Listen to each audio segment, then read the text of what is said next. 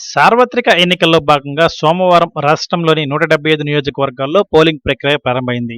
అందులో భాగంగా గుంటూరు జిల్లా మంగళగిరి నియోజకవర్గంలో మొత్తం 2,92,432 మంది ఓటర్లు పోటీలో నిలబడిన 40 మంది అభ్యర్థుల తలరాతలను నిర్ణయించనున్నారు. కాగా నియోజకవర్గంలో మొత్తం 286 పోలింగ్ కేంద్రాలను అధికారులు ఏర్పాటు చేశారు. తాడేపల్లి పరిధి ఉండవల్లి గ్రామ పంచాయతీ రోడ్డులో ఉన్న గాదె రామయ్య సీతారామమ్మ మండల పరిషత్ పాఠశాలలో టీడీపీ అధినేత చంద్రబాబు, లోకేష్, భువనేశ్వరి, బ్రాహ్మణి తమ ఓటు హక్కును వినియోగించుకోగా, మంగళగిరి లక్ష్మీ నరసింహస్వామి కాలనీ 197వ పోలింగ్ బూత్లో జనసేన అధినేత పవన్ కళ్యాణ్ తన ఓటు హక్కును వినియోగించుకున్నారు. ఈ సందర్భంగా భారతదేశంలో జరిగే ఎన్నికల సరళిని పవన్ భార్య అన్నా లెజినోవాకు పవన్ అవగాహన కల్పించారు. అలానే నగరంలోని సీకే హైస్కూల్ పోలింగ్ కేంద్రంలో మంగళగిరి వైసీపీ అభ్యర్థి మురుగుడు లావణ్య, ఎమ్మెల్సీ హనుమంతరావు తమ ఓటు హక్కును వినియోగించుకున్నారు.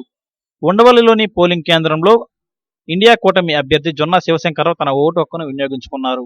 పలు కేంద్రాల్లో ఈవీఎంలు మొరాయించడంతో తొలుత ఓటింగ్ నెమ్మదిగా సాగింది.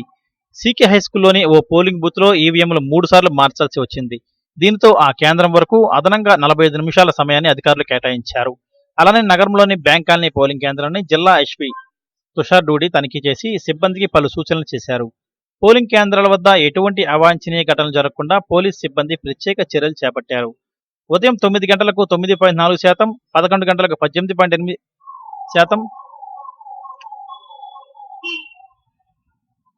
11 గంటలకు 18.82%, మధ్యాహ్నం 1 గంటకు 45.6%, మధ్యాహ్నం 3 గంటలకు 58.60%, సాయంత్రం 5 గంటలకు 68.20%గా ఓటింగ్ నమోదైనట్లు నియోజకవర్గ ఎన్నికల రిటర్నింగ్ అధికారి రాజకుమారి తెలిపారు.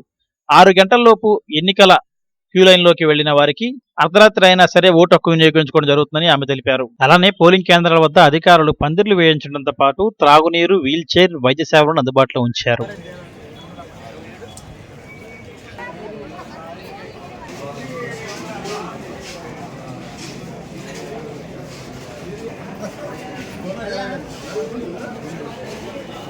फोन करा यार